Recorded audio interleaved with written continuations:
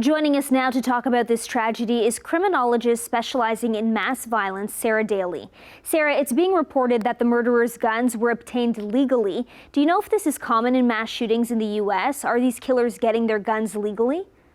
It's not uncommon, so for them to get their guns legally.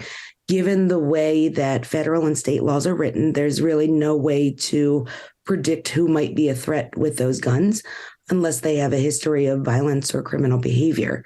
They may be purchasing their weapons legally with malintent, but unfortunately, we don't know until they commit these crimes. So most shootings, in most mass shootings, the guns are purchased legally, either through gun show loopholes or otherwise, or taken from someone who had purchased them legally.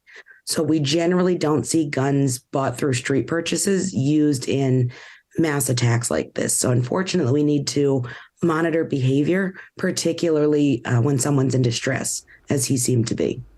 We heard police say the killer had a manifesto and that they had resentment towards the Christian elementary school they targeted because they were a student there once too. Why leave a plan or an explanation behind? Generally speaking, why would someone do something like this? For many, this is a way to air their grievances and to find vengeance for the harms and injustices that they suffered. And this is beyond just having a bad week, having a bad month or a year, that this is a lifetime full of kind of tragedy and harm that they've experienced. So some may have felt voiceless and been treated poorly for their whole lives. So this is a way, unfortunately, for them to, in their own mind, gain back that power. I wouldn't be surprised if the writings involved descriptions of the harm that was done to him, specifically at this school, or even talk of bullying at the hands of peers that went unaddressed by teachers, because it seems that doing this years later, this school now served as a symbolic stage for his violence.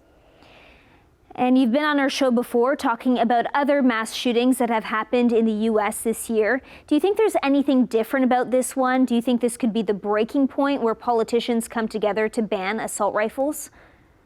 Right. I don't think we're going to see sweeping gun control laws. Unfortunately, I just don't.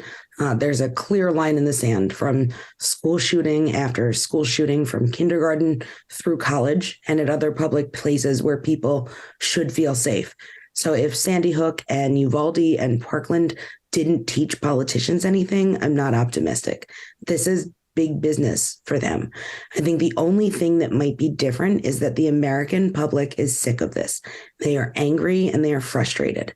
So I'm hoping that there will be almost a generational change, because kids have lived with this now their whole lives. They have not lived in a United States in which they have not had lockdown drills and lived in fear of dying at school. So I'm hoping that these kids who are now becoming adults, they'll start voting or start running for office and making these changes. But unfortunately, I don't think this will be the breaking point. Have you given up hope that anything will happen to prevent these tragedies? I've given up hope for gun control laws. I have. I think I've been disappointed, and me and my fellow Americans have been disappointed by this for decades now. But I do think that there is an awareness of this, that people are starting to report warning signs more often.